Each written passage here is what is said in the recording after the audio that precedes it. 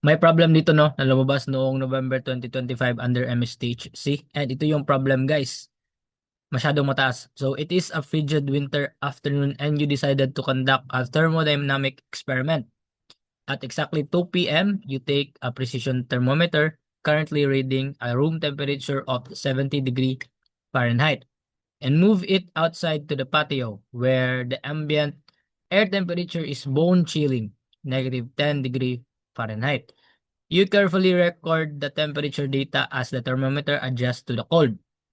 At 2, at 2:02 p.m., the thermometer reading has dropped to 26 degree Fahrenheit. At 2:05 p.m. naman, you decide the thermometer has been outside long enough.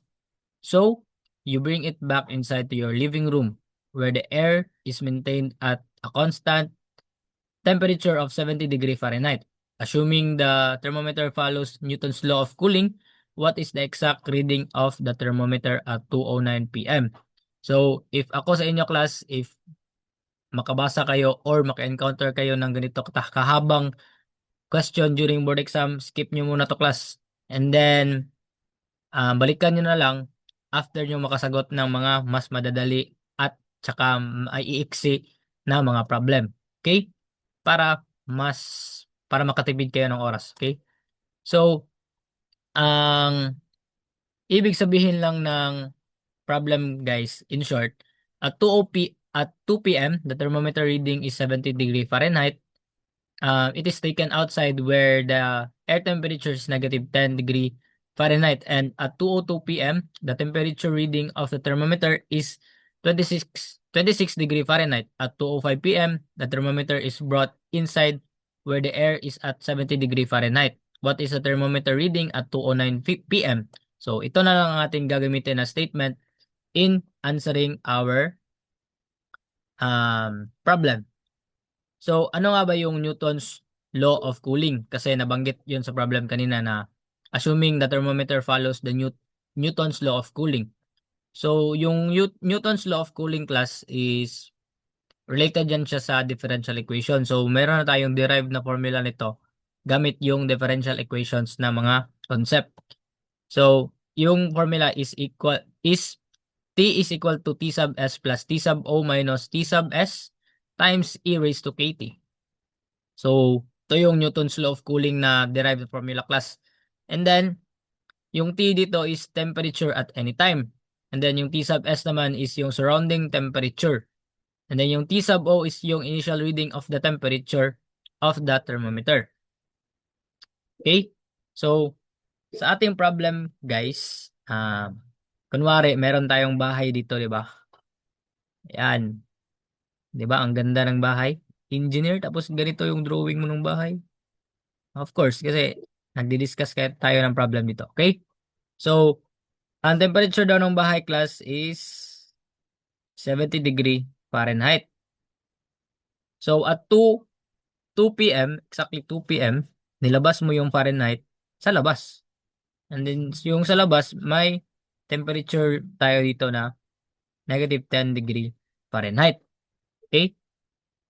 So, for our scenario 1, yung scene 1 natin class is yung thermometer is taken outside. Okay? So, scene 1, yung scenario 1, taken outside yung thermometer.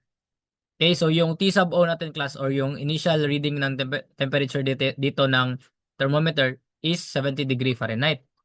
So, our reference time dito is 2 p.m. Kasi ang sabi sa problem, at exactly 2 p.m. nilabas mo yung thermometer. So, since yan yung reference time natin, ang magiging T sub 0 natin is yung 2 p.m. So, that is 0 minutes.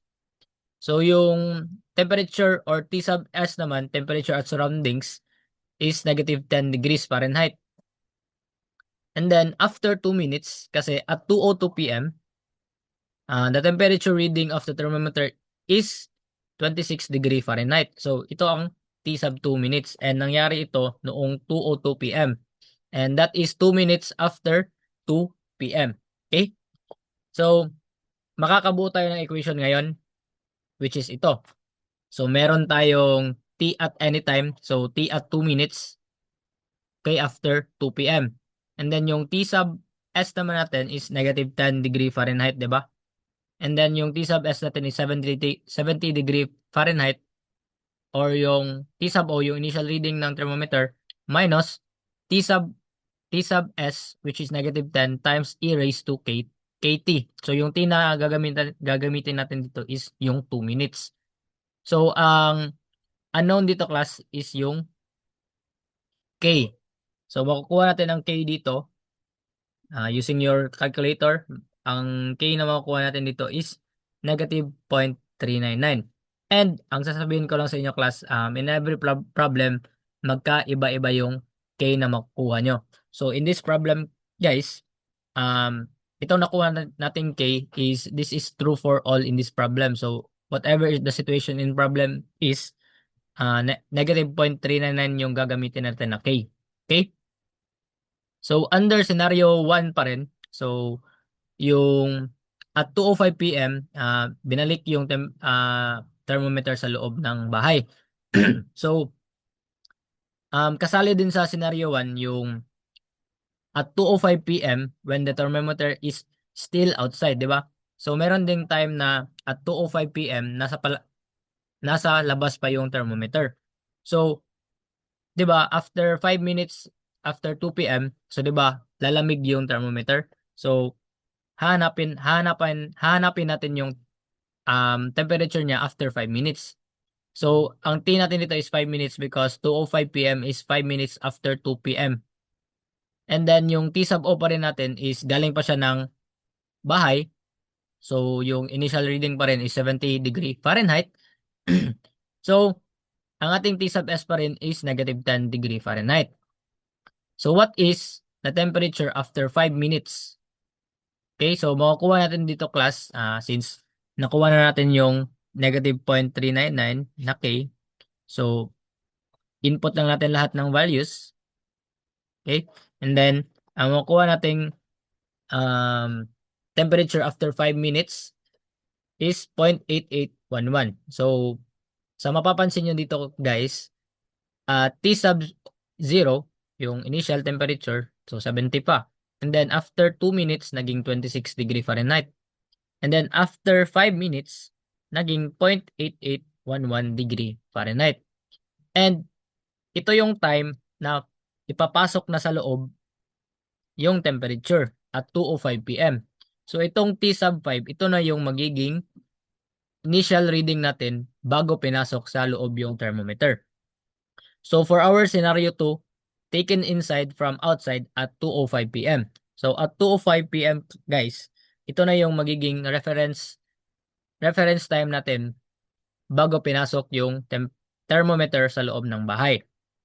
So ang ating T sub O guys is yung nakuha natin dito. Okay?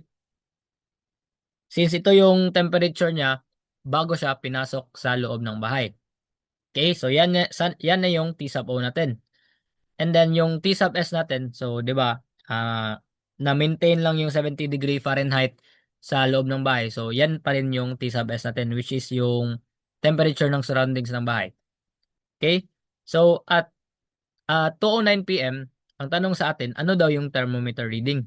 So yan na yung pinakatanong ng problem na ito. Okay? And 2:09 p.m. is 4 minutes after our reference time.